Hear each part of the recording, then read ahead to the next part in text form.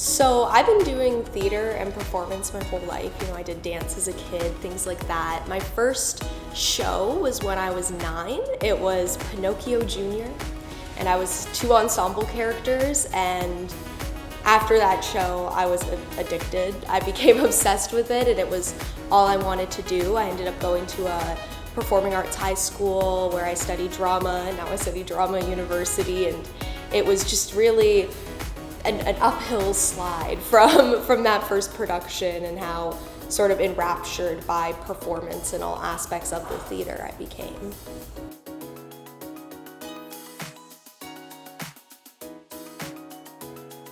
So I moved to Toronto for university. I'm from a small town called Bolton. It's about an hour north of the city, and I knew I wanted the exact opposite of that for university, so I only applied to schools in Toronto and I chose U of T, and now I love living here and I'm obsessed with living here, so I stayed.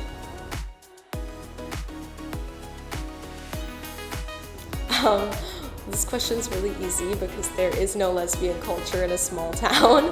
That was part of why I wanted to move to Toronto, because of the lack of queer community and just the lack of, different cultures and different perspectives in general that you find in small town Ontario.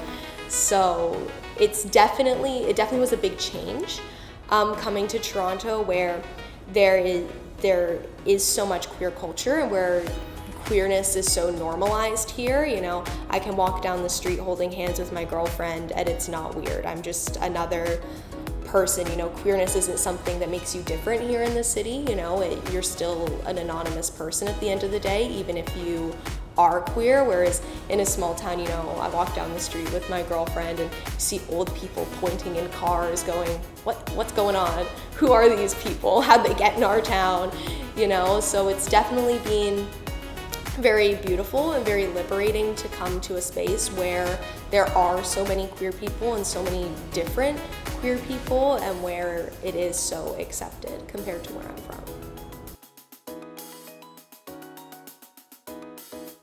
Bringing the small town story to the city, it's sort of to show that cliche that queer people are everywhere, that just because it is a small town, and the general assumption and culture in small towns there aren't queer people, but I know I'm not the only lesbian in my small town, and I know historically I'm probably not of the first generation of lesbians from my town, and it was sort of a way of showing that we've always been here, and no matter where we are, we deserve a culture and community, and we all have that urge in us and that desire to find a community. And bringing that rural perspective to the city is very important to me as someone from a rural community, because I find in the city, people who are from the city specifically sort of forget that these communities and these smaller communities do still have a culture and do still have a significance, and they're not all like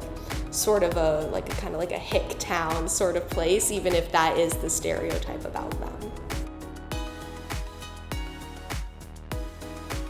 To me, a queer community is a space that is dedicated to queer people, where I go to and everyone there is queer and has, different perspectives and different sexual identities, but they all come together and bond over this one thing, and it's the idea of being not of the binary and being sort of a cultural other.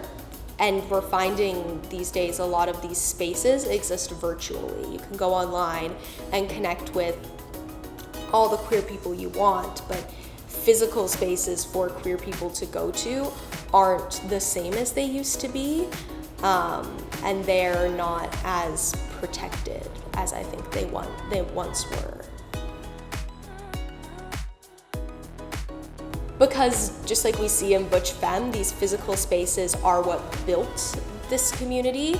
The foundations of identifiers and subcultures like Butch and FEMME and other queer subcultures that do exist were founded in these physical queer spaces, where the queer bars that were historically the only places queer people could go to and be queer.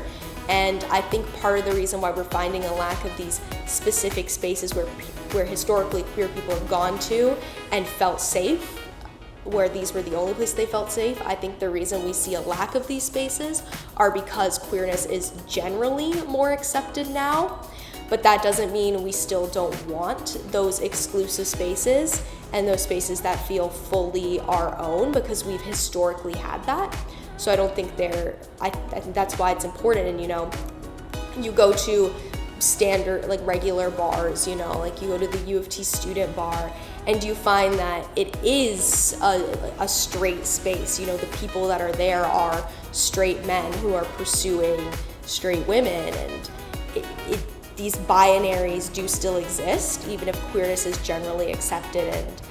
And we do need these historic spaces to gather and to talk about our experiences free of, the people who do fit into what is the cultural standard.